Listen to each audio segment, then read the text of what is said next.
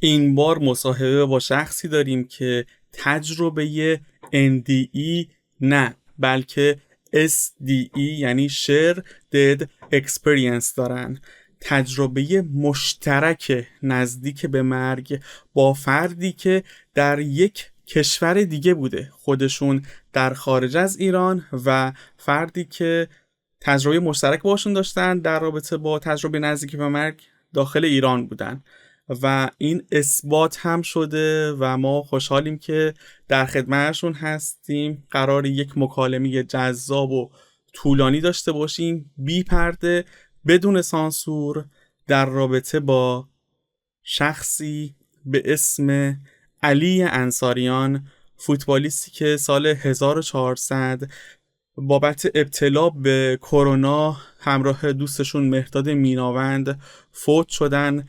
اخباری داریم که خانم رها لطف میکنن امروز به همون میگن که چه اتفاقی افتاده وقتی رفتن اون سمت، چه اتفاقی براشون افتاده. خانم رها، ما در خدمتون هستیم. فقط قبل از اینکه شروع کنیم ازتون میخوام که برنامه رو لایک کنید، چون از اون برنامه هایی که باید لایک کنید تا دیده بشه. این برنامه باید دیده بشه، یه سری حقایق باید روشن بشه. خانم رها، ما در خدمتون هستیم. با درود فراوان به شما و بینندگان گرامیتون، خوشحال هستم که بعد از مدت‌ها تریبونی گیرم اومده که میتونم صادقانه بدون سانسور هر اتفاقی که برای من افتاده رو با بینندگان شما به اشتراک بذارم. در ابتدا عذر میخوام، من صدای من لرزش داره. من مدت‌ها با بیرون از دنیای فعلی ارتباط چندانی ندارم و شاید این اولین ارتباط صوتی منه که میخوام این تجربه رو با شما بینندگان به اشتراک بذارم که شاید درسی باشه از اون زندگی که من زیستن کردم. شاید در ابتدا باید بیوگرافی از خودم بدم تا بتونین بهتر با سرگذشت من آشنا بشین. خب من خانم 41 ساله هستم که مدت هاست ساکن خارج از ایران هستم به دلایل شخصی و در جوانی، خیلی جوانی، به این کشور مهاجرت کردم. خب معتقداً خانواده مذهبی نبودیم که اعتقاد شدیدی داشته باشیم. البته من و تمام خواهر برادرم جز مادرم که یک معتقد خیلی شدیده. خب خدمتتون عرض کنم که ارزش‌گذاری های من به دو قسمت تقسیم میشه: قبل از بیماریم، بعد از بیماریم. خب اگر بخوام به ارزش‌گذاری های قبل از بیماریم بپردازم، خب جنبه‌های خوبش رو بخوام در نظر بگیرم، زنه خیلی پرتلاش، کوشا، فعال، در مسیر هدف و پیشرفت متمرکز و از هیچ شکستی نمی ترسید، هراسی نداشت و هر شکست رو پلی به سمت پیشرفت میدونست و هیچ چیز اونو از پا در نمی آورد. اگه بخوام به یکی از اونها اشاره کنم، مهاجرت اجباری من بود که در ایران خب در اون زمان، در اون سن کم، برای میتونستم بیزینس فقه خوب، بیزینسمن خوبی باشم و وقتی وارد اینجا شدم شاید بعد بگم از عرش به فرش رسیدم، ولی باز این شکست پلی شد به سمت پیروزی من. اینا ارزش های من بودن. من در یک دوره که شاید بگم من در روز 2 تا 3 جا کار میکردم، هدف ها فقط روی پول و پیشرفت خلاصه شده بود. پول را در جهت سرمایه گذاری هیچ وقت نمیخواستم، در جهت خوشگذرانی میخواستم و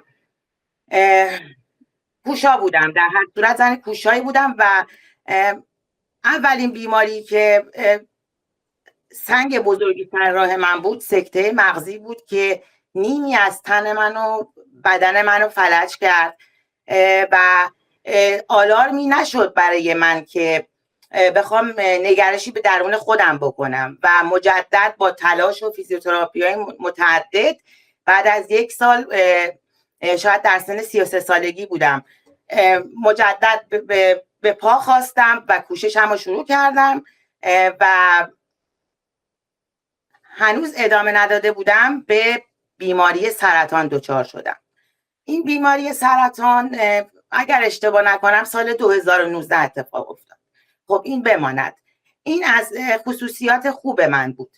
خصوصیات بد من که میتونم الان با این آگاهی امروزی که خداوند به من عطا کرده بفهمم اون عدم ناآگاهی که داشتم واقعا چقدر شرم‌آوره. من فکر میکنم میتونم اینجوری خودم رو توصیف کنم، پرخاشگر، خشمگین، خودخواه،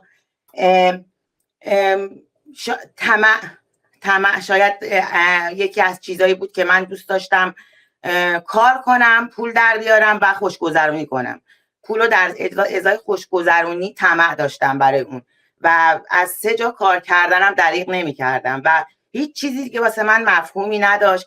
من حتی در اون طول زندگی 33-4 سالم یک گل بو نکرده بودم. من درکی از لمس یک گل نداشتم. شاید گل‌های زیادی به من تقدیم میشد ولی در جهت ارزش مادی بهش دیده میشد. معنویتی در کار نبود. من نگاه آسمون نمی کردم. من فقط مسیر رو میدیدم، هدف رو میدیدم. من نه ستارگان رو میدیدم، نه طلوع خورشید برام مفهومی داشت، نه زیبایی ما واسم حرفی داشت. خب فقط ارزش گذاری هام در جهت خوشگذرونی، طمع، از اون ور از کاراکتر اخلاقیم خب جالب و پسندیده نبود. تا اینکه بیماری سرطان ترمز دستی منو به قول خودم که با دوستام صحبت میکنم گفتم ترمز دستی منو کشید و این مصادف شد با کرونا.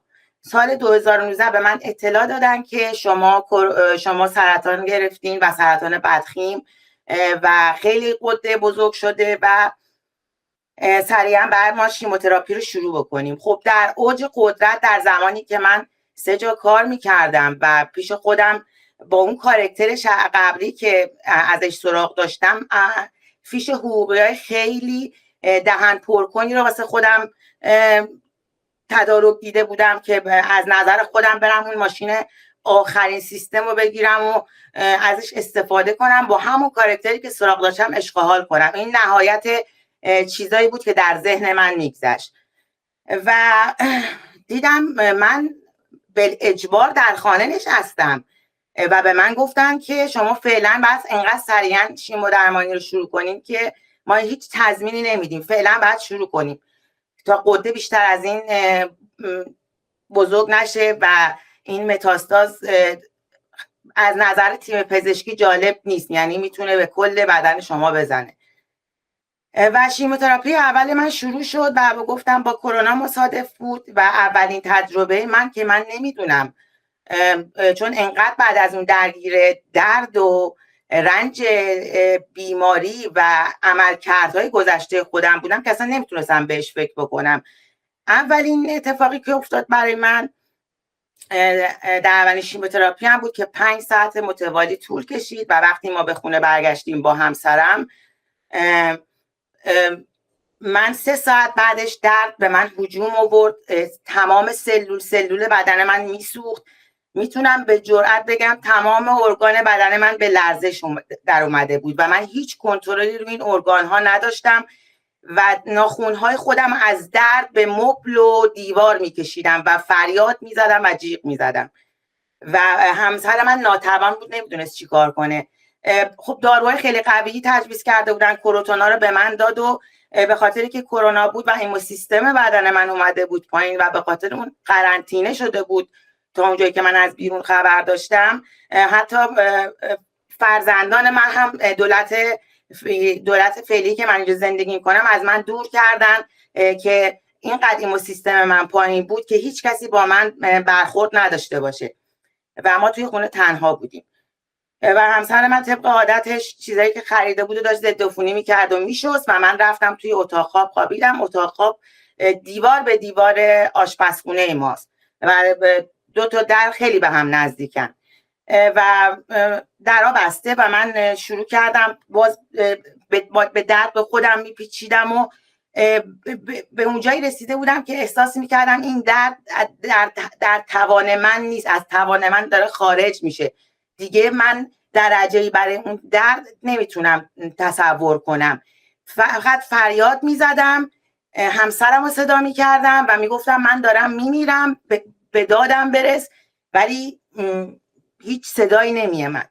یک آن خودم رو در آشپزخونه دیدم، اصلا هم هیچ سالی برام پیش نیامد چرا که الان تو آشپزخونه شروع کردم با اون کاراکتر قبلی که از خودم سراغ دارم به قضاوت ناعادلانه. تو چرا بی‌مسئولیتی؟ شما چرا صدای منو نمیشنوی؟ من دارم لحظات آخر زندگیمو سپری میکنم، تو تا این لحظه هم داری موبایلت روشنه، داری عذر میخوام اخبار گوش میکنی، اخبار مهمتر از شرایط منه. من همینجور داشتم جیغ میزدم و فریاد میزدم و میدیدم اصلا نگاه من نمیکنه. پیش خودم گفتم این لجبازی داره میکنه، تو این لحظه که من دارم با مرگ دست و پنجه نرم میکنم حاضر نمیشه نگاه من کنه. خب چون همسر من از این کاراکترها داشت که نگاه نکنه و سکوت کنه و چیزی نگه، ولی نه اینقدری که من تو اون شرایط بیماری باشم با مرگ دست و پنجه نرم کنم. اون شرایط متقابلا همچی برخوردی نمیکرد، ولی من به این حساب گذاشتم با من لج کرده. یک آن خودم رو باز توی اتاق خودم دیدم، ولی اصلا بازم برم هیچ سوالی نبود که الان کجا بودی، قبلش تو آشپزخونه بودی.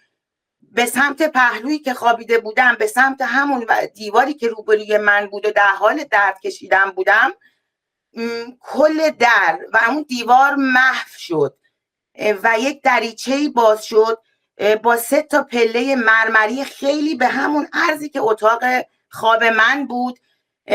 من در رو مشاهده نمی کردم ولی می دیدم درگاهی باز شده، اون از اون سمت اون انتها من چیزی نمی دیدم جز نور. دستی از اون در به سمت من متمایل شده بود که من احساس می کردم فرا می خوان و من اون لحظه هیچ احساسی از درد، اون ارگانایی که تو بدنم میلرزید، اون وحشتی که فکر میکردم الان میخواد اسرائیل بیاد تو ذهن خودم، همیشه مرگ و طبق اون باورهای مادرم تداعی میکردم. الان این اتفاق میفته و اصلا اون لحظه به هیچی فکر نمیکردم، انقدر خوشحال بودم و احساس میکردم دست فیزیکی من واقعا متمایل به سمت اون دروازه و حس شعف، حس رهایی. میتونم این حسی رو که الان اینجا بهتون میخوام توصیف کنم که اصلا غیر قابل توصیفه، سرچشمه از اسم فعلی من میگیره. من اسم مستعارم رهاست و من این رهایی، این وارهیدگی رو از اون دریچه به ارغوان آوردم و اسم خودم رو از اسم شناسنامه‌ایم به اسم رها تغییر دادم و یان به خودم اومدم دیدم که همسرم داره به من کشیده میزنه و سراسیمه است و میگه چی شده، چه اتفاقی برات افتاده، چرا اینجوری شدی. خلاصه حال جوری بوده که همسرم توصیف میکنه من به حالت احتضار در اومده بودم، سفیدی چشمامو فقط میدیده و دستم هم توصیف کرد که به سمت دیوار دراز بوده و ایشون مشاهده کرده بوده اینو و گفتم چرا از خواب بیدارم کردیم؟ من خیلی راحت بودم، من اصلا درد دیگه نداشتم، چرا منو بیدار کردی؟ گفت تو داشتی میمردی و اصلا حالت خوب نیست. و من باز بعدش دچار پانیک شدم که دیگه با دکترها و اورژانس تماس گرفته شد و شرایط من گزارش داده شد و قلب من مورد بررسی قرار گرفت و متوجه شدن که شوک اول شیمی درمانی برای قلب من خیلی زیاد بوده و من یه سکته خیلی خفیف تو اون ثانیه داشتم که دیگه بعد از این قبل و بعد از شیموتراپی من قلبم چک میشد که این اتفاق نیفته، چون نمیتونستن شیمی درمانی من متوقف کنن. خب این اتفاق برای من افتاد و به مدت 1 سال من اینو پلان خداوند میدونم، مجبورم کرد من و خودش تنها توی این اتاق باشیم. همسرم من طبق شغلش که داشت نمیتونست توی خونه بمونه و شرایط قرنطینه بود و من تمام اون ساعات انگار به لطف خداوند من امروز میگم مجبور بودم تنها باشم و به عملکردهای گذشته خودم فکر کنم و اصلا این تجربه که کرده بودم و اون زمان هیچ مفهومی ازش نداشتم. فقط ترس هر بار شیمی درمانی که میمد منو میلرزون و بیشتر در ترس و اینکه الان یه دفعه شب موقعش برسه و من بعد برم و الان به اسرائیل چی بگم و نمیدونم اونجا چی کار کنم، اینا همه توی ذهن من بود. خب نمیدونستم چه اتفاقی میخواد بیفته.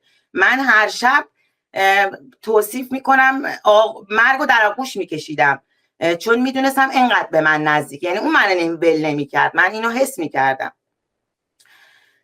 و این طی 1 سال من هر دفعه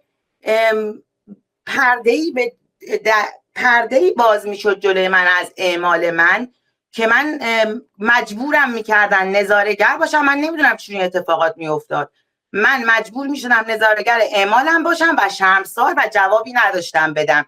این به مدت 1 سال طول کشید. در این مدت 1 سال به من تو وایس هم به خدمت شما عرض کردم، گفتم شاید برای بینندگان غیر باور باشه. من همسر خودم که براش تعریف کرده بودم حتی ایشونم نتونست باور کنه. من حق میدم به بیننده ها. من روزی از روزایی که بعد از شیموتراپی من 1 هفته عذر میخوام که مجبورم اینو توصیف کنم. ببخشید. به مدت 1 هفته یا شاید هم بیشتر من کنترل بزاق دهان خودم از دست میدادم و مجبور میشدم ظرفی زیر این بگیرم به مدت 24 ساعت شبانه روز و خیلی آزرده خاطر بودم. و برای زنی که تمام زندگیش 3 جا کار میکرده تو روز و الان کنترل بزاق دهانش هم از دستش رفته، واقعا تفکر برانگیز بود برای من. من توان نداشتم حمام کنم، من توان نداشتم میخوام کارهای ابتدایی زندگی خودم انجام بدم، اینقدر ناتوان شده بودم. یه روزی همون روزا بازی الهامی به من گفت بلند شو برو فیش حقوقیاتو بیار. منم انگار کسی که کنترلی روی رفتارش نداره بلند شدم، هر جایی که کار کرده بودم فیش حقوقی آخرمو پیدا کردم و آوردم و کنارم گذاشتم و اون ظرفم متمایل همیشه زیر دهن من بود و من از بغل چشمم داشتم نگاه این فیش حقوقیام میکردم و میدیدم که تمام اون اعدادی که یک زمان تشکیل حقوق منو داده بودن و من ساعتهای عمرم رو براشون سپری کرده بودم، برای من دهنکجی میکنن، با هم میخندن، از این ور صفحه به اون ور صفحه میدونن، میگن خب حالا ببر ما رو ببینیم میتونه بچه ها ما رو ببره، ببینیم حتی یه دونمونو میتونه همینجور زیر بغلش بذاره ببره. و من ناتوان فقط نگاه میکردم و میخکوب شده بودم و وحشت زده که این چه تصویری داره برای من روی این فیش حقوقی به نمایش در میاد. آیا من توهم زدم؟ آیا کورتون ها اینقدر قویان؟ آیا اینها نشانگر مرگ منه؟ وای نه. به آگاهی رسیدم اینها طمع من بوده، طمعی که من برای مال دنیا داشتم و الان نمیتونستم به خودم ببرم، الان هیچ چی رو نمیتونستم ببرم. من تو اون دوران به این نتیجه رسیدم مادر که اینقدر به فرزند نزدیک ندارمش، شرایط قرنطینه باعث شده بود نذارن مادر به سمت من سفر بکنه، همسر نبود، شرایط شغلی ایجاب میکرد بیرون باشه، فرزندان قرنطینه شده بودن چون مادر اینقدر شرایطش حساس بود که اجازه رفت آمد خود دولت و بیمارستان از فرزندان من گرفت. من تنها با همون فیش حقوقی هایی که سالها براشون دویده بودم تو اون اتاق به کاب خودم پرداختم. من مجبور کردم به اعمال خودم برگردم، من شرمسار اعمال خودم شدم من به عدم ناآگاهی خودم پی بردم که خواسته یا ناخواسته با اون عدم بلوغی که داشتم واقعا چه خطاهایی کردم، چه آسیبهایی رسوندم، چه به خودم که حالا خودم میدونم و خدای خودم، چه به دیگران که اونا حق الناسه و اینا رو من تو این 1 سال منو مجبور کردم بهش واقف بشم. چون هر لحظه به من گفته بودن میخوای بریم و من میگفتم خدایا من با این اعمالم چجوری بیام جلوی تو؟ من شرمسار تو هستم، منو خجالت زده خودت نکن، من هیچی ندارم، من چجوری بیام؟ و این ادامه داشت تا اینکه من مجددا عمل انجام شد، تومار از سینه کل و سینه و جایی که دیگه زده بود در آوردن و به من گفتن که تومار به پاتولوژی فرستادم و گفتم متاسفانه به کل بدن شما سرایت کرده و ما هر آن امکان میدیم که یه جای دیگه این خودش به عنوان تومار نشون بده. 14 ماه دیگه شیمودرمانی. من به هیچ عنوان قبول نکردم و ترجیحاً میگفتم من بمیرم خیلی بهتره، این مرگ تدریجیه، من نمیخوام. من تو همین 1 سالم واقعا هر لحظه مرگم رو دیدم، من هر ثانیه با مرگم زندگی کردم. نه، ترجیحاً من نمیخوام و با امضا و رضایت شخصی من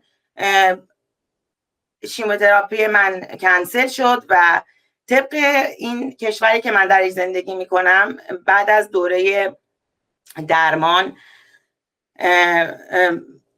بیمارها رو به اون قسمت میفرستن، رکاوری میکنن، مناطق خوش آب و هوا به مدت 2 ماه نگهشون میدارن، از نظر روحی جسمی کمکشون میکنن که وقتی برگشتن بتونن به راحتی وارد جامعه و کار بشن. خب چون منم شرایط بیماریمو کنسل کردم دیگه، گفتم ادامه نمیدم، خب طبق قانون بعد میرفتم اونجا و با خودم عهد بسته بودم که از خدا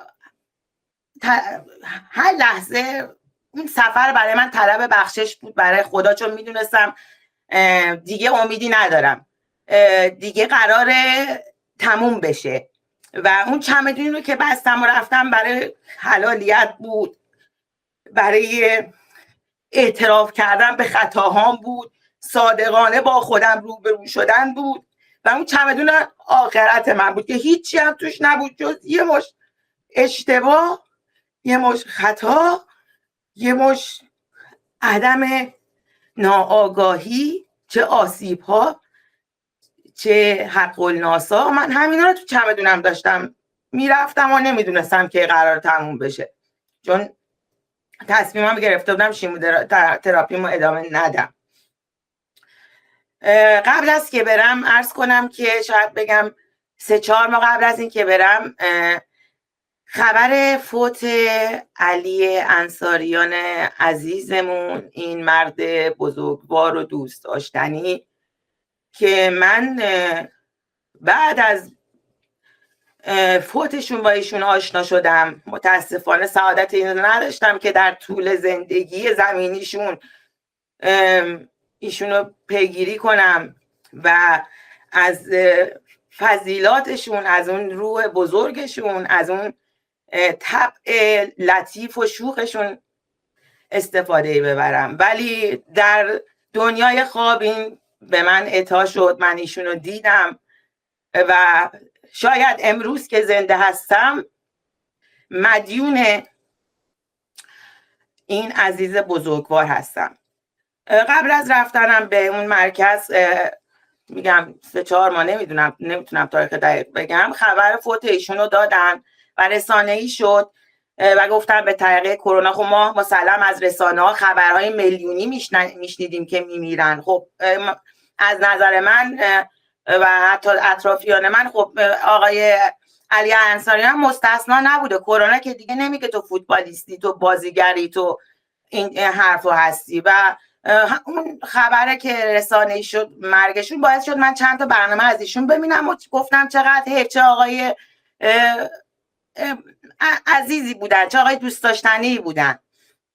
و خب براشون تنها کاری که کردم یه شمع حقیقتا روشن کردم طبق اون اخلاقی که بعد از این دوران بیماریم به خودم آرامش میدم، شب برایشون روشن کردم و براشون طلب کردم که با خداوند عجین بشن. همین تموم شد و رفت و یعنی مثل یه خبر دیگه اومد تو زندگی من، چون من حقیقتا نه آدمی هستم که اخبار گوش کنم، اینم از واسطه همسرم متوجه شدم، نه پیگیر کانال مخصوصی هستم. حالا زندگی پس از زندگی برای من مفهومی دیگه ای داره که کل زندگی منو به خودش اختصاص میده و این باعث شد که و من رفتم و شروع شد این چمدون خطاها و اشتباهها و عدم ناآگاهی ها رو کولم گذاشتم و گفتم بریم که قراره خدا میدونه کی بریم سفر، کی بهمون میگم پیاده شو از قطار زندگی، مقصدت تا کجاست که بلیتت دیگه تموم بشه. 3 روز متوالی من میزدم بیرون، از اونجا کوله پشتی مینداختم رو کولم، اونجا خیلی محبتای قشنگی بود و من تو کوه دشت دمن طلوع آفتاب رو میدیدم، گریه میکردم، با خودم سخن میگفتم، صادقانه به خودم رجوع میکردم، به خطاهام واقف میشدم، طلب بخشش میکردم و از خداوند میخواستم الان که دیگه خدا میدونه که من لحظات پایانی عمرم نزدیکه یه نشانه بده به من که منو بخشیدی. من خیلی ها رو دیگه نمیتونم پیداشون کنم، من شرمسار اونا هستم، چجوری از اونا حلالیت بطلبم؟ الانم که دیگه فرصت ندارم، الان که دیگه شیموتراپی من اتمام رسوندم، کل بدن من قراره درگیر این بیماری بشه. خواهش میکنم، من اینقدر اعمالم بده که شرمسارم بیام اونجا. اگه بخشیدی مثل بچه ها شده بودم، گریه میکردم، ساعتها گریه میکردم و راه میرفتم و طلب بخشش میکردم. خب دیگه میدونستم تمامه، دیگه میدونستم فرصتش اونا نگفتن، کسی که امضا میکنه نمیکنم، شیمیوتراپی نمیکنم، یعنی همه مسئولیت ها با خودشه و خانواده منم از این اطلاع نداشتن که من همچین کاری کردم و راه میرفتم، صحبت میکردم، طلب بخشش میکردم، نشانه میخواستم، میرفتم. با من به جایی رسیده بودم که گل گیاها رو میدیدم و باشون حرف میزدم. انقدر من خشن، من خودخواه به یک لطافتی رسیده بودم که جرئت نمی‌کردم رو گلی که از روی زمین تازه شکوفه زده پا بذارم، دقت می‌کردم مورچه ها رو له نکنم، احساس می‌کردم این خود واقعی منه. من اینجا خدمتتون عرض کنم، به جرئت میتونم بگم این بلوغ فعلی رو که من هنوز دارم، البته در ابتدا عرض میکنم انسانم آرزوست، مدیون نعمت الهی سرطان هستم. من اگر این نعمت به من عطا نمیشد، هدیه داده نمیشد، واقعا خدا میدونست قرار بود چجوری پاسخگوی اعمال خودم باشم. من افتخار میکنم به این نعمت الهی سرطان و هر سال روزی که این خبر رو به من دادم به جشن و پایکوبی برمیخیزم، چون به من عمر دوباره داد، به من آگاهی داد، منو از اون من میگم دشنام نیست این حرفی که من میزنم، فطرت پست، من فطرت پستی داشتم و با این نعمت الهی سرطان تونستم این فطرت رو به تربیت و بلوغ برسونم، تا حدی که بتونم دیگه واقعا اون کارها رو نکنم و اینو مدیون این نعمت الهی سرطان هستم. خلاصه و من در این 3 روز خیلی گریه کردم. خب برگشتم به هتل و گرفتم خوابیدم و خواب عجیبی دیدم. محوطه‌ای بود که به طرز همین مکانهایی که میت ها رو میشورن، 3 تا سنگ بود و روی سنگ اول یه پسر دقیقا نمیدونم 12-13 ساله بود که فوت کرده بود و من هراسان و ملتهب و با گریه و شیون گریه میکردم که چرا این بچه مرده، این بچه چه گناهی داشته، چه دردی کشیده وقتی که دنیا رو ترک کرده. خدایا من حال خیلی بدی از درون داشتم. یک آن من نمیدونم به اذن خدا، حالا هر چی که توی خواب بود، این بچه چشماشو وا کرد و شروع کرد به صحبت کردن. من وحشت زده نشده بودم اون لحظه، خوشحال بودم که ایشون زنده شده و گفت چرا گریه به من میکنی؟ اصلا من دردی نکشیدم، مردن خیلی راحته. اصلا هیچ اتفاقی نیفتاد، ناراحت نباش، گریه نکن. من وسط حرفش پریدم گفتم که چی دیدی؟ چه اتفاقی افتاد تو اون دنیا برات؟ به محضی که اومد صحبت کنه نوارا کاسدای قدیم دیدین که میپیچن، صداش مفهوم شد. ولی در همون آن پسرخاله مادری من، پسر خاله خودم یک سنگ خیلی بزرگ رو برداشت و زد تو سر این بچه و این بچه در جا باز فوت کرد و من شیون کنان فریاد میزدم که تو چه آدم بدی هستی، این تازه زنده شده بود، تو اونو کشتی، این چه بلایی. من شکایت به خاله میکنم، شکایت به پدر خدا بیامرزت میکنم و از خواب پریدم و حالم خیلی دگرگون بود. جوری بود که دیگه پرستارا وارد شدن و خب من وحشت زده بودم، من در انتظار مرگ بودم و اینها میتونست به قول پرستارها کابوس‌های من باشه. به قول اطرافیانی که میدونستن من چه اتفاقی دوستای نزدیکم داره برام میفته، میدونستن که من دارم توی شرایط استرسایی طی میکنم و هر آن امکان داره ببینم. و اینا رو همه به قرصا و کورتونا و هر آرام بخشی که به من بود اتصال میدادم و میگفتن آروم باشه، آرام بخش به من تزریق میکردن. 24 ساعت گذشت، باز روال عادی شد، من برگشتم تو اون مرکز، همه چی به روال عادیش برگشت، ولی گریه های من تموم نمیشد. من به طور شبانه روزی 3 هفته متواصل باز گریه میکردم و طلب بخشش میکردم که یه مجدد یه خوابی دیدم، یک دشت خواب علی انصاریان عزیزمون، این بزرگوار، امیدوارم که با خداوند عجین شده باشن، در یک دشت خیلی بزرگ با انبارهای خیلی فراوان ایشون و من رو در روی هم قرار گرفتیم و من عمیقا انگار ایشونو میشناختم. اینجور بود که اصلا انگار که من اینو بعد از مرگشون شناختم و گفتم حالتون خوبه؟ با ذوق و شوق که ایشونو دیدم یه حس شعف و عشق و محبتی بهشون داشتم، با غمی عظیم که من اون غم رو واقعا احساس میکردم در خواب. گفت نه حالم خوب نیست و من با تعجب بودم چرا، چی شده؟ گفت منو به زور از دنیا بیرون کردن. گفتم یعنی چی؟ گفت منو به زور از دنیا بیرون کردن. بعد من نمیدونم چجوری یه دفترچه تو دستم بود با یه قلم، ایشون از این ور به اون سمت میدویدم هراسون و به سمت ایشون میمونم، میگفتم من میرم پیدا میکنم، من الان میرم این ارگان، الان میرم اون مرکز قضایی. به من گفت دستشو آورد روی بازوی من تمام احساسات ایشون، تمام حالشون، تمام اون چیزی که در وجودشون بود من دریافت کردم. یک حس عمیق و شعفباری بود و به من گفت، اشاره کرد به یکی از اون انبارهایی که من الان میدیدم توش کاهه، اون زمان تسلطی نداشتم ولی اون زمانی که اشاره کرد کاها رو دیدم که تلمبار شده بودن و به من گفت اون چیزی که تو میخوای پیدا کنی مثل پیدا کردن سوزن در انبار کاهه. کسی که من از دنیا بیرون کرد تو نمیتونی پیدا کنی، مثل یک سوزن در انبار کاهه. ولی برو اینو به مادرم بگو و لطفاً بگو برای من تخم مرغ آبپز درست کنه. من باز هراسون از خواب پریدم و گفتم این دیگه چه خوابی بود؟ خب من موقع مرگم بود، پیش خودم فکر میکردم ای بابا حتما خدای مسئولیت و این آقای مسئولیت رو دوش من گذاشته، قبل از مرگم من برم انجام بدم، خدای من چیکار کنم؟ بلند شدم، هر جا که فکر میکردم تمام عکساشم با تاریخشون هم واسه دوست گرامیمون فرستادم. شروع کردم نوشتن که من خواب عجیبی دیدم، لطفاً با من تماس بگیرین.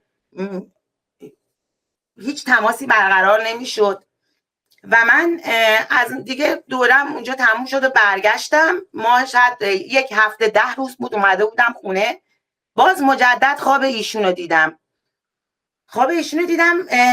من ناظر بودم یک جایی که شاید بگم من نمیدونم قدمتش چقدر بود ولی اینقدر قدیمی بود که یک عدد آسیاب سنگی خیلی بزرگ وسط یک مثل یک مرکز شهر، دهات بود من نمیدونم، اونجا بود.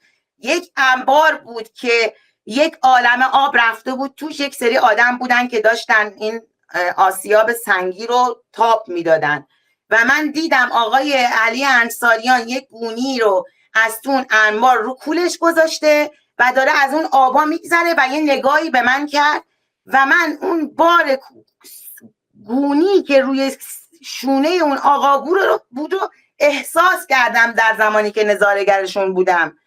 خواب در همین جا تموم شد و من از خواب پریدم و خب طبق اون چیزی که خودم حالا دیده بودم گفتم ای وای چه باری رو دوش من گذاشته این بنده خدا. این نشانگر اینه که میگه آقا خانم این بار رو دوشتونه بعد برسونی. و من مجدد پیام دادم، التماس کردم به یه آقای دیگه نمیدونم آقای کیه، من توی اینستاگرام پیداشون کردم، اونم اگر پیدا کنم واسهتون میفرستم. هیچ کس پاسخگو نشد. در رابطه با فوت آقای علی انصاریان و همینطور آقای مهرداد مینابند من نمیتونم زیاد توضیحات بدم. ازتون میخوام خودتون برید سرچ کنید ببینید دقیقاً بعد از فوت ایشون چه اتفاقی افتاد، چه کسی از کدام سلبریتی ها اومدن و هشتگ شهید واکسن رو ترند کردن. بابت چی؟ بابت حجمه برای وارد کردن واکسنی خاص. یعنی سربسته بخوام بگم پروژه‌ای ایجاد شد برای فشار به عده‌ای که یک واکسن خاص وارد بشه و متاسفانه تو این پروژه‌ای هم که ایجاد کرده بودن باید یه حرکت رسانه‌ای بزرگ می‌کردن و اون هم فدا کردن دو تن از عزیزانی بودن که بازیکن تیم فوتبال ما بودن و ما باشون خاطره داشتیم، آقای مهرداد مینابند و همینطور آقای علی انصاریان. سربسته میگم و میخوام ازش بگذریم، ولی این گوشه ذهنتون باشه که این اتفاقی نبود. آقای علی انصاریان و آقای مهرداد مینابند هر دو در یک روز در یک برنامه خاص شرکت کردن، کرونا گرفتن و در فکر میکنم فاصله یک هفته یا 2 هفته نزدیک به هم از دنیا رفتن. اتفاقی نبودش، اتفاق کثیفی بود، عده‌ای پشتش بودن. من کدها رو دادم، امیدوارم که خودتون برید سرچ کنید در بیارید. ولی خب جای تفکر داره، جای تأمل داره این اتفاق. بشنویم ادامه صحبت‌های خانم رها در رابطه با تجربه SDE شون Share Dead Experience که تازه از اینجا قرار جذاب بشه این گفتگو. با درود مجدد به شما و دوستان گرامی. بله عرض می‌کردم مادر گفتم که به خاطر شرایط سخت زندگی این خانم دست به این کار زدن و الان در کوما به سر میبرن. خب بعد از گفتگوی من با مادر و حال پریشونم طبق اون روح لطیفی که خداوند با نعمت الهی سرطان به من عطا کرده بود که دیگه میتونستم با موجودات زنده ارتباط برقرار کنم، رفتم و یک گلدون گل خریدم، یک گلدون گل سفید و گلدون شمدونی سفید بود با قرمز بود با قلب‌های سفید و هر روز به مدت روزایی که پیگیر این خانم بودم به ایشون آب میپاشیدم و با ایشون صحبت میکردم و ازشون میخواستم که لطفاً از خواب بیدار شو، ازت خواهش میکنم تو خیلی جوونی، اگر برگردی من به خداوند قول میدم که دیگه هیچ وقت تنهات نذارم. من کوتاهی کردم، من یکی از اون بندگانی هستم که الان به خطاهام پی بردم و میدونم که ما هممون جزئی از خداییم و وقتی که به این باور برسیم که ما همه از جزئی از خدا هستیم پس نباید نسبت به سرنوشت دیگری بی‌اعتنا باشیم و من خودم مقصر میدونستم به عنوان جزئی از این ماجرا و مرتب با این گل صحبت میکردم، از این خانم خواهش میکردم که بیاد، تا اینکه چند روز گذشت و مادر باز پیام داد، پیام رد و بدل شد و گفتن که قرار فردا دستگاه ها رو باز کنن، سطح هوشیاری اومده روی 2 و دیگه ایشون توان مالی ندارن و کسی هم ساپورت نمیکنه و مجبورن که دستگاه رو جدا کنن. و من باز حالم خیلی بد شد، گفتم خب چه کمکی ما میتونیم کنیم؟ گفت نه نمیشه، میگم بعد جدا بشه، راهی نیست دیگه، امیدی نیست. و من وقتی که قطع کردم شروع کردم بلند بلند گریه کردن و با گلم باز مجددا حرف زدن که خواهش میکنم عزیزم برگرد، من قول بهت میدم همه چی خوب میشه. دخترم وارد خونه شد و دید من ملتهبم و از استرس برای من همیشه هراسون بودن. گفت مامان این چه حالیه واسه خودت درست کردی، چه اتفاقی افتاده؟ و من مجبور شدم همه چی رو توضیح بدم واسش. و دخترم گفت مادر من تو چرا نمیذاری ایشون خودش تصمیم بگیره؟ من خیلی جالب برام تو با گلات حرف میزنی، گل خریدم دارم حرف میزنم صدام میشنوه. مطمئنا این خانم الان اینجاست داره صدای تو رو میشنوه. کما مردن نیست، روح میتونه بره هر جا که دلش میخواد بره. گفتم آره من مطمئنم الان تو این اتاقه. گفت پس بذار تصمیم با خودش باشه، اگر دوست داره بیاد این سختی‌های دنیا رو تحمل کنه برگرده، وگرنه که دوست نداره بذار رهاش بره مامان. و منم دیدم دخترم حرف قشنگی زد و مجدد با گلم صحبت کردم و خب حالا راز و نیاز و اینا، تا اینکه فردا صبح که از خواب بلند شدم باز دیدم مامانم یه عالمه پیام داده خوشحال که خانم فلانی از کما خارج شده.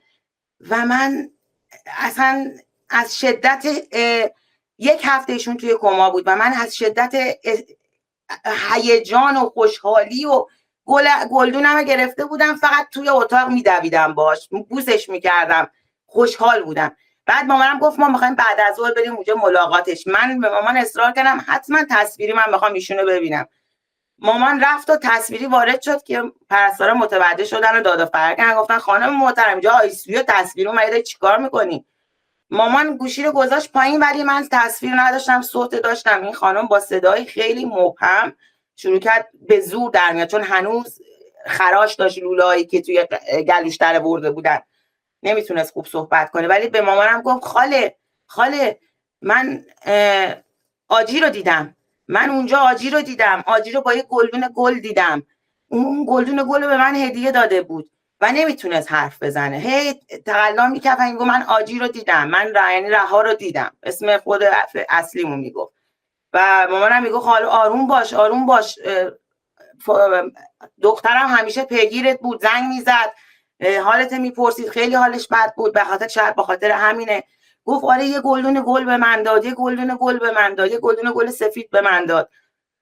و دیگه من پشت تلفن واقعا حالم بد شده بود و میگفتم خدای من که حتی به مامانم نگفتم، من به غیر از دخترم که اصلا با مامانم اصلا ارتباط نداره از این نظر رو، این از کجا فهمیده؟ من هیجان زده شده بودم. تازه اون موقع یادم اومد که چه این گله رو ایشون هم دیده.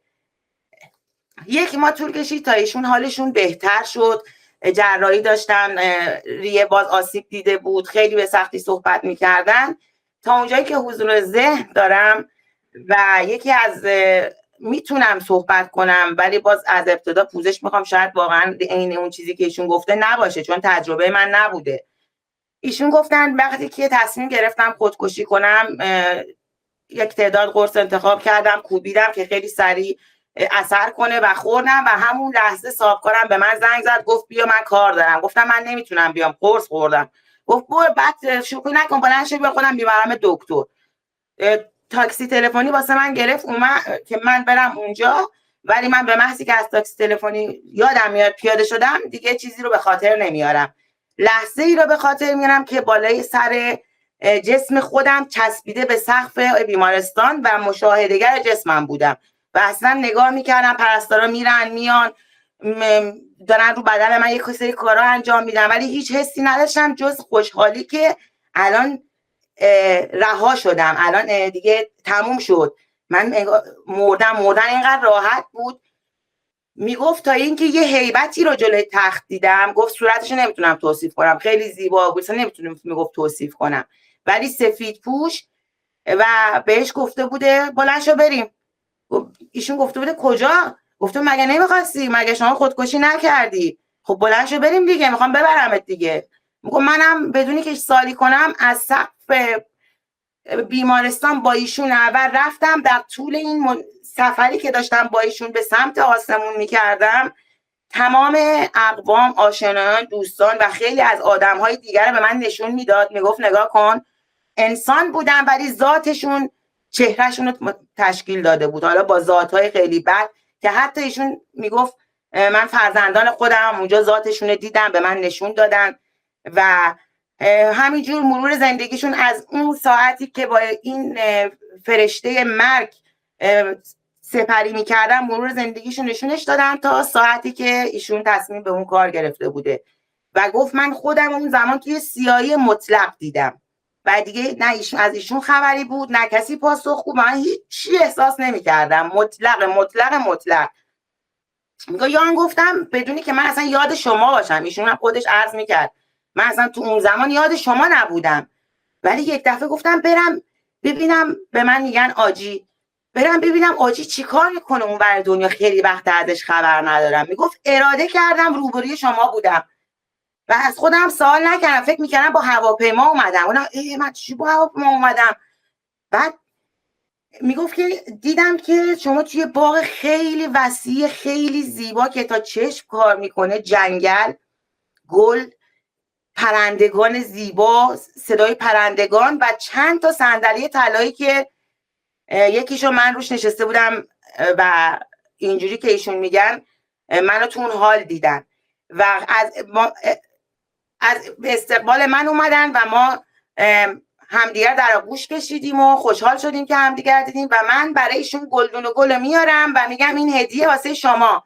بعد ایشون، من نمیتونم لفظ خودشونو به کار ببرم، فقط به من در میان میگن که من تو این طول 34-5 سال زندگیم ببخشین فلانم کف دستم نذاشتن، حتی مادرم، شما برای چه مناسبتی به من هدیه میدین؟ بعد شما میگین این گل جاودانه است، این گل جاودانه است و خراب نمیشه و چی نمیشه. بعد میگم یعنی من میگم خب من چجوری تو هواپیمام خراب نمیشه؟ بعد تو مجدد تکرار میکنی نه این گل جاودانه است. و میگفت اون صحنه محو شد و من توی صحنه قرار گرفتم که یک چجوری بگم، نه اسم کبیر رو نیورد، گفت یه جایی بود که پر از صخره بود، صخره های عمیق، شاید 3 تا ردیف رو تشکیل داده بود با تپه های بلند و البته عمیق. میگفت من میدیدم کسانی میرن میپرن و یک سری چیزا رو از درخت میچینن و بعضیاشون اصلا نمیتونن و پرتاب میشن به درون دره و قبل از اینکه برسن پایین هیچی از استخوناشون نمیمونه. و من وحشت زده داشتم این منظره رو نظاره میکردم که یکی به من گفتش که الان نوبت توره، بعد بری تا ما بفهمیم تو چقدر اعمال داری، چه چیزی داری، ببینیم میتونی بری یا نه. اینجا آسمان سومه، اینجا آسمان سومه. و ایشون وحشت زده یک دفعه برمیگرده، پدرش رو کنار خودش میبینه، میگه پدر من میترسم از اینجا بپرم. میگه من کاری نمیتونم واسط بکنم دخترم، این مرحله‌ای که شما میخواید بگذرونی موندنت و رفتنت اینجا ثابت میکنه، من فقط میتونم دعا کنم شما رو.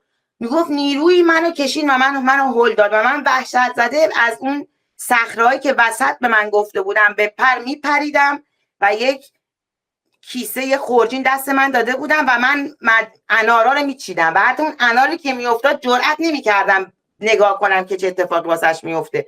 این صخره ها رو میپریدم و انار جمع میکردم و رسیدم به یک صف طولانی تا نوبت من شد و به من نوبت من رسید و تمام انارای من ریختن توی سینی مسی و شمردن. من اونجا عدد رو اشتباه گفته بودم، عدد 110 تا بوده، 110 تا انار داشتن ایشون و اون کسی که حساب کتاب ایشونو کردن گفتن این با این کجا میخوای بری؟ شما تا همینجا هم بیشتر نمیتونی بیای، اعمال نداری. بعد ایشون طلبکارانه گفته من این همه کار خوب کردم، از بچگی به دیگران کمک کردم، دست اینو گرفتم، دست اون مسن گرفتم، هر شب نماز خوندم، روزه گرفتم، آیت الکرسی خوندم، خلاص خوبیاشو ردیف کرده. بعد بهش گفته که همه این کارا رو کردی، آخرش چیکار کردی؟ برخلاف میل خداوند تاریخ مرگ تو تغییر دادی و تو الان موعدش نبودی، به شما خودکشی کردی و فقط همین قدری که تونستی جمع کنی همینه. اگر میخوای اینجا میمونی تا زمان مرگت فرا برسه، ولی اگر بری پایین مطمئنا زندگی بهتری خواهی داشت و جبران میکنی و ما قول میدیم خودمون بیایم ببریمت. و اون مردد میشه و میگه نه اینجا خیلی خوبه. گلدون گل رو میبینه، میگه گلدون گل رو نشونم میدن اونجا و میگن که این گلدون گل، با این گلدون گل تو شکوفا میشی، این هدیه از زمینه، این متعلق به تونه. میگفت من همون در حال دیدن اون بودم، بدون هیچ اراده پرت شدم تو قفسه سینم با سرعت نور و از قفسه سینم با درد شدیدی وارد شدم که چشمام یک دفعه باز شد و تکون خوردم که پرستارا همه دور من ریختن. برگشت این خانم مثل معجزه میدونستن، چون قرار بود دقیقاً فردای اون روز یا شاید هم 3-4 ساعت، من تاریخ‌ها رو نمیدونم ولی خیلی نزدیک بود که دستگاه‌ها رو باز کنن و معجزه اتفاق افتاده بود. همه دورشون جمع شده بودن و تعجب کرده بودن و از همونجا ایشون امیدوارم زندگی خیلی خوبی رو در پیش گرفته باشن. خب حالا یه سری اتفاقات ایشون ترجیح دادن فعلا تنها باشن، منم حق بهشون میدم، ولی خب مادر جویای حالشون هستن. امیدوارم یه روز خودشون به این نتیجه برسن، دوست داشته باشن بیان اینجا تجربه قشنگشون رو کامل و جامع بگن، چون من خیلی هاشو از خاطر بردم در حد همون ذهنیتی که هست، شاید اشتباه شاید غلط دارم بازگو میکنم، ولی ایشون پیام آور اون چیزی بود که من مدت‌ها طلبش از خداوند می‌کردم و نشانه می‌خواستم که راحت‌تر از این دنیا هجرت کنم، که من بخشیده درگاهش شدم. و این ایشون همسرشون پسرخاله، همون پسرخاله‌ای بود که توی خواب با سنگ به سر اون بچه زده بود، همون پسرخاله‌ای که ایشون رو من مطمئنم از نظر روحی واقعا نابود کردن. ایشون این خانم واقعا خانم خیلی مهربان، من مطمئنم خدا من خیلی دوستشون داشته که فرصت دوباره زندگی بهشون داده و این خوابها بی ربط با هم نبود و برای من پیام آور این بود که خداوند جایگاهی رو که واسه من در نظر گرفته و من نمیبینم و همونجور که این خانم توی دنیای پس از مرگ میدیدن و به من میگفتن که دور و بر من پر از گله، پر از جنگله و یک صندلی طلا رو من دارم و نمیبینم، پاسخ سوال من بود. و در دنیای فیزیکی هم دقیقاً بعد از برگشت این خانم یکی از دوستان هدیه رو به من تقدیم کرد که دقیقاً یک تکه از بهشتی بود که فکر میکنم این دوستمون در اون دنیا دیده بود و خیلی زیبا بود و مثل هدیه هم به من داده شد. و مهمتر از هر چیز که من در انتها میخوام بگم، من امروز بعد از اینکه دکترها منو جواب کردن و من تصمیم گرفتم شیمی درمانی نکنم و منتظر روز مقدر خداوند باشم، ولی الان سالیان سال از اون روز من دارم زندگی میکنم، من انسانیتمو دارم دنبال میکنم، سعی میکنم حقی رو پایمال نکنم، هر حقی رو پایمال کنم در گذشته سعی کنم در صدد جبرانش در بیام. من هنوز زنده هستم تا زندگی کنم. وسط این کاروانسرایی که 2 در داره داریم زندگی میکنیم که یه درش به سمت عدمه که قبل از تولده و یه درش هم به سمت عدم بعد از مرگه و من دمی بین این دو دم بیشتر نیستم. خب چه بسا که خدایی زندگی کنم، چه بسا نام نیکی از خودم در این 2 عدمی که در نهایت نیستی از خودم به جا بذارم تا بدی. و این فرصت دوباره زیستن رو من مدیون شفاعت، شاید اینجوری بگم، آقای علی انصاریان عزیزمون، اون روح بزرگوار، اون عشق بی قید و شرط هستم که من سعی کردم که همه جوره به اطلاع رسانی کنم در رابطه با این خوابی که دیدم، چون بعد از اون باری رو که روی شونه‌هاشون دیدم که خودم متحمل شدم و احساس کردم، این دین رو سعی کردم ادا کنم و این تریبون امروز به دست این آقای عزیزی که آقای حسین آقا به دست ما داده شد و من بازگو کنم و ایشون به خواب من اومدن و اون آخرین خوابی بود که من از ایشون دیدم. خیلی جالب بود. ایشون با آقای مهرداد میناوند وارد خونه ما شدن.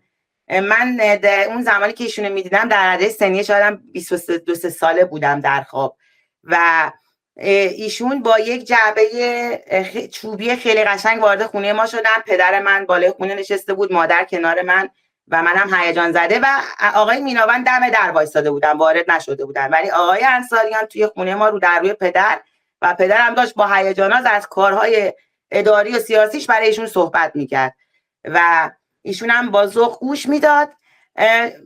شاید خیلی خنده دار باشه این قسمت، ولی من دوست دارم واقعیت خوابمو بگم. ایشون با آوردن این جعبه از پدر و مادر من خواستار بود که من را به ایشون بدن تا با خود ببرم. میگفت این جعبه رو من برای ایشون آوردم به عنوان قدردانی.